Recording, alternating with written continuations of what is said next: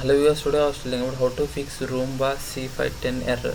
If you own a Roomba C510, you may have the encountered error messages while using it. This error message can be confusing and frustrating, especially if you are not sure that what you mean or how to fix them. In the article, we will discuss some common Roomba C510 error messages and what you can do to resolve them.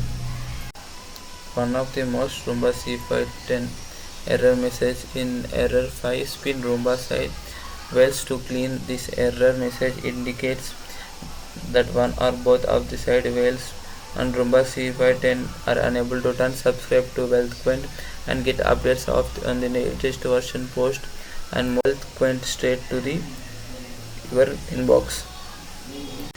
I consent to receive the emails and personalized as this can caused by a vertical of issues including the debris or hair wrapped around the well axle, a damaged well or malfunctioning motor. To resolve this error, you should first check the wells for any obstructions and clean them thoroughly if the wheels are damaged.